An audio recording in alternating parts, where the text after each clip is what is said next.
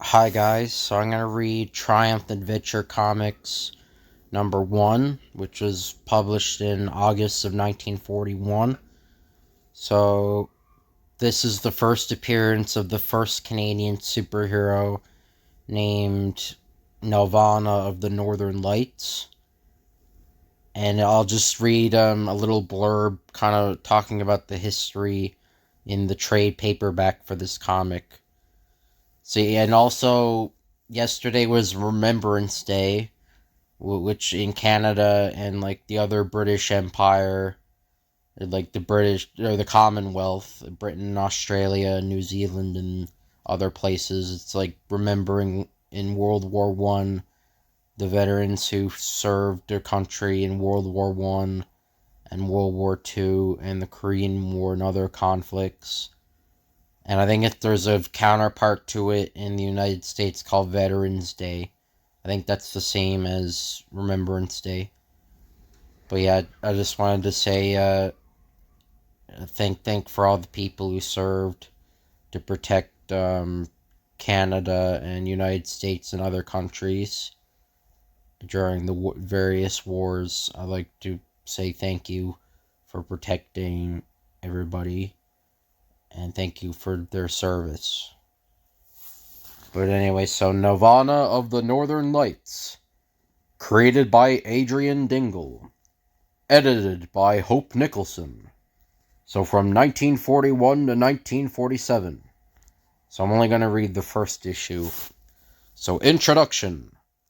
Nelvana of the Northern Lights is the most iconic of the 1940s Canadian comics that were brought into existence thanks to an economy protection measure called the War Exchange Conservation Act. This act meant that any luxury item, including comic books, from outside of non-Commonwealth countries were banned from entering Canada during wartime, saving that export money for war essential items. The story behind the superheroine Nelvana took me many years to unravel, and thanks to the help of the son of Adrian Dingle, Christopher Dingle, archivists across Canada, and the family of the original Nelvanas, I was finally able to put together her history. Though, like all history, it's always subject to change with new information. Nelvana was a young woman in the area of Cogluktuk, Nunavut, in the 1930s, which at the time was called Coppermine Northwest Territories. There were two young women named Nelvana in the community then, and to this date we don't know who was the inspiration. But either way, when Group of Seven artist Franz Johnston traveled to Coppermine, he met one of these young women at a sealing camp. Struck by her beauty, he photographed and sketched her, despite her reluctance.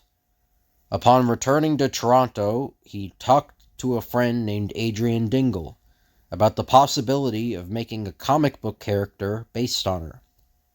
Soon they began to develop the concept, with Franz Johnston providing some context of Inuit culture and language from his travels in the north.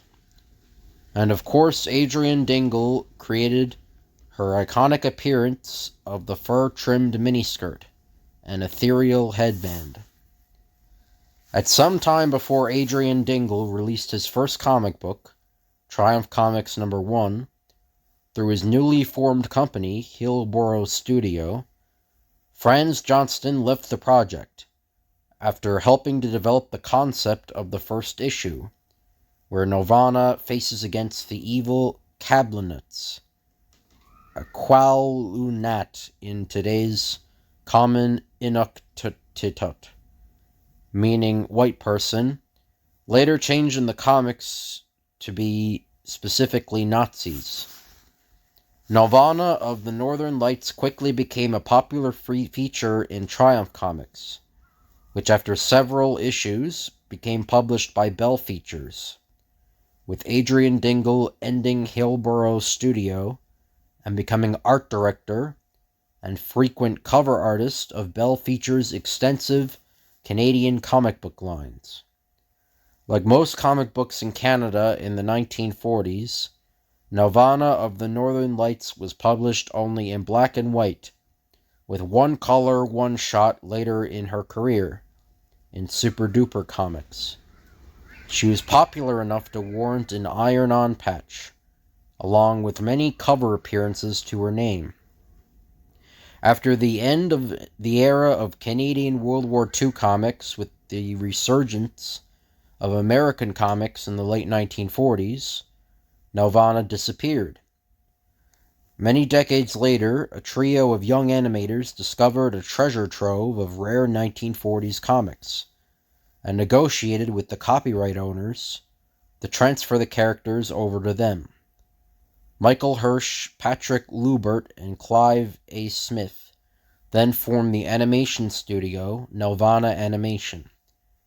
And it was from this company that many years later I licensed the rights to produce a reprint of all of Nelvana's adventures, the latest edition of which you hold in your hands now. It's been a defining project in my work as a publisher, and something I'm excited to have a part in keeping accessible forever. This edition is a reduced edition from the original version, aimed to keep the stories alive in print form permanently.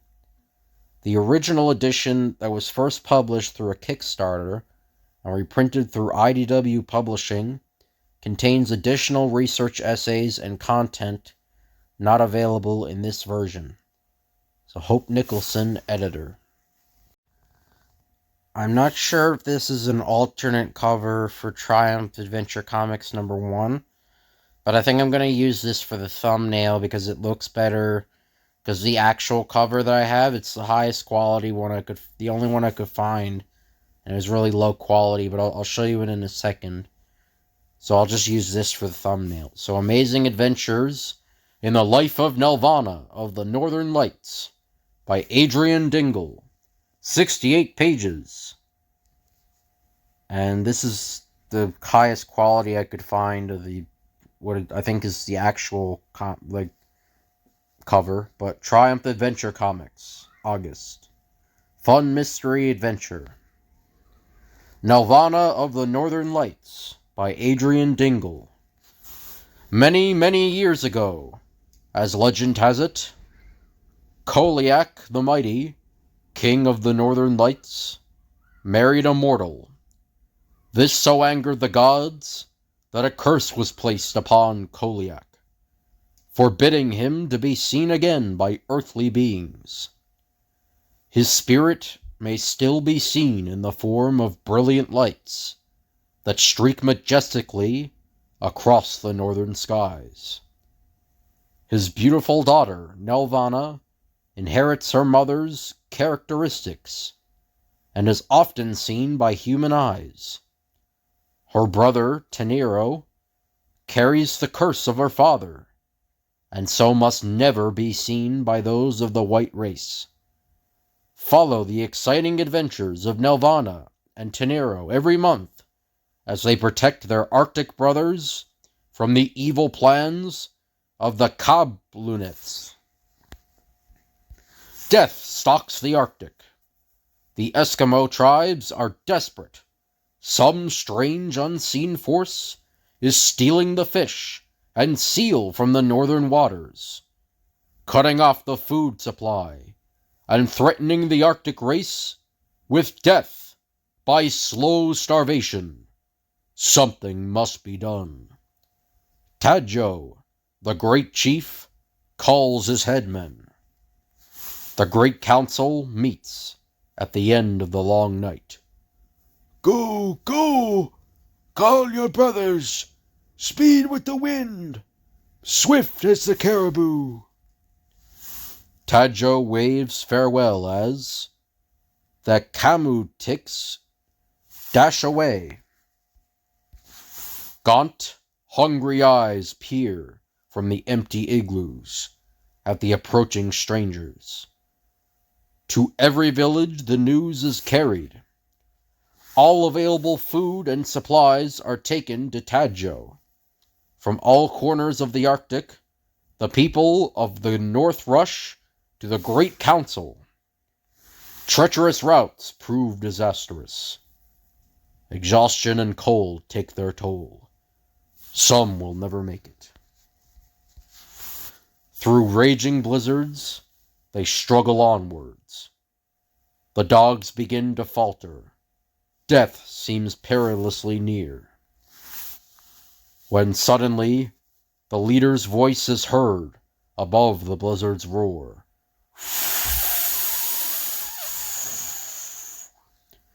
Look! Ahead lies the village of Tadjo, the mighty chief. Chief Tadjo welcomes the weary travelers from atop an igloo. Hunters bring meager rations. After warming food and much-needed rest, the newcomers start deftly cutting ice blocks, and in a very few hours, igloos, like white shining mushrooms, spring up miraculously. Suddenly, skin drums are beaten furiously, and the people rush to the summons. Nelvana will come! Tadjo shouts the good news, while a special snow altar is being built to welcome Nelvana. The great chief addresses his distressed followers. Let your hearts be gladdened, O my people! Nelvana, daughter of Koliak the mighty, will cause the caribou to roam again, and the seal to once more feed and clothe us. Even as Tadjo speaks, mysterious things are happening in the Arctic heavens, underneath the pole star. Great emotion is seen on the chief's face. The earth is lighted by a blazing aura. An unseen hand seems to rock the snow altar.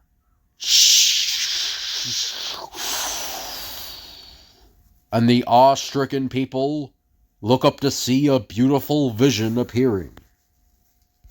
Nelvana, daughter of the Northern Lights, appears above them surrounded by a glowing light. Regally, she descends to earth, toward a sea of faces, upturned with mingled expressions of bewildered amazement. Nelvana alights gracefully upon the snow altar. Tadjo throws himself at the feet of his celestial visitor. Mighty Chief Tadjo, arise and tell me, for what purpose was I called? O Heavenly One, some evil force steals our fish from the northern waters. Our trappers hunt in vain. Our people suffer from the hunger plague. When Nelvana has heard Tadjo's woeful story, she turns toward the pole star and addresses the heavens. I call on my brother, Tenero, to come to my side and help rid our country of this evil thing. The Arctic silence is suddenly broken. A mysterious spiral of light is forming. Nelvana and Tadjo watch a weird illusion taking place. And the figure of a man alights beside them. Tenero has arrived. Sister, tell me the evil news. But as Nelvana is about to speak, an ear-piercing roar splits the horizon.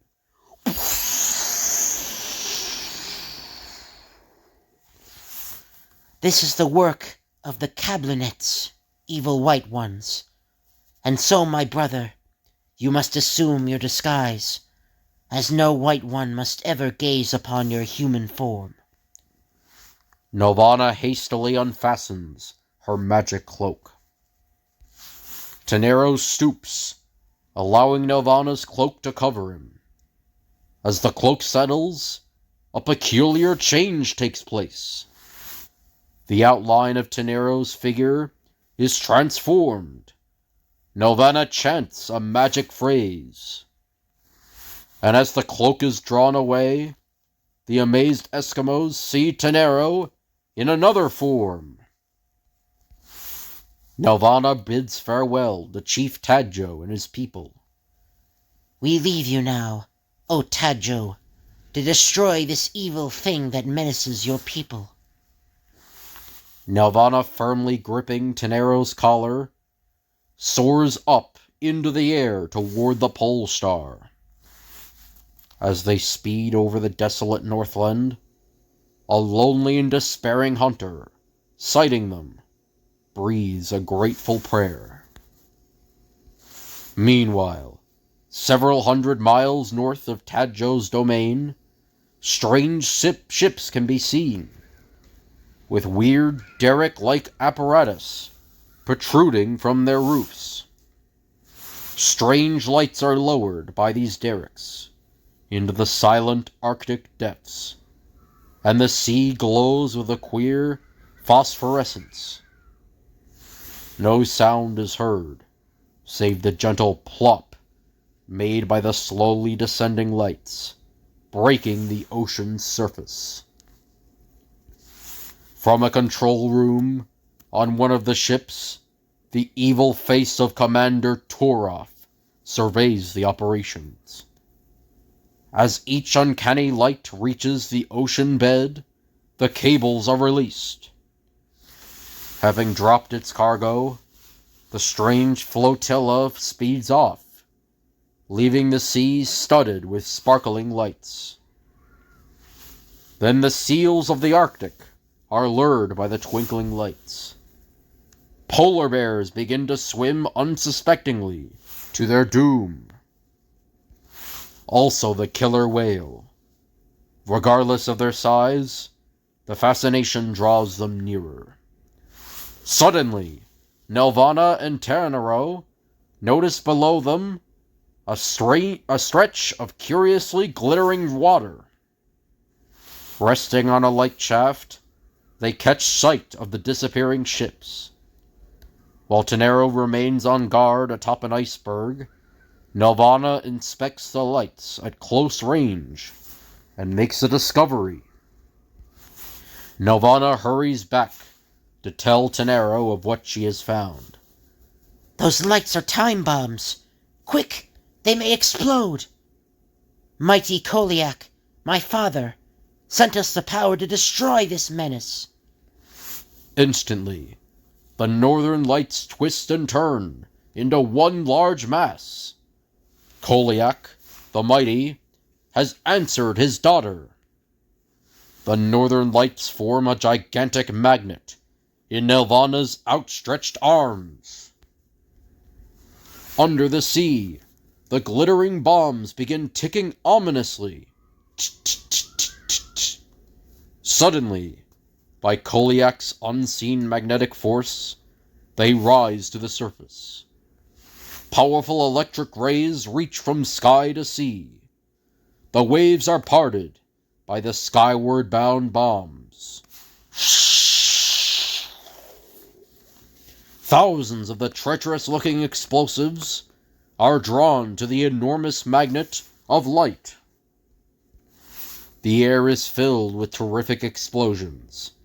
Koliak's work is done.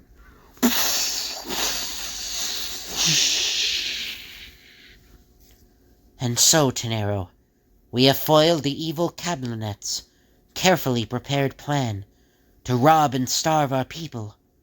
Our hunters will not set their nets in vain now, but we must rid the Northland of the evildoers.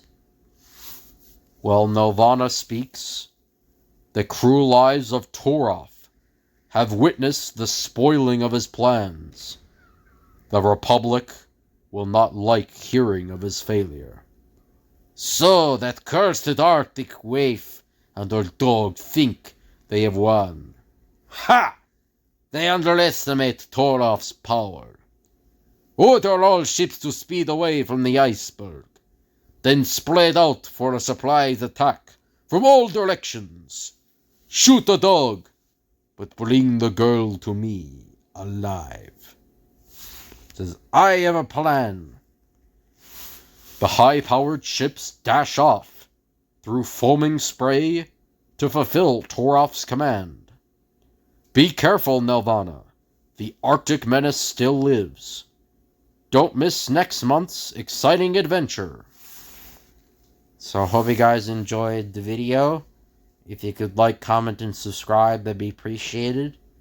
If you have any requests you want me to do, just let me know in the comments, and I'll tell you when I can do the request. Thank you all for watching, and I'll see you guys later.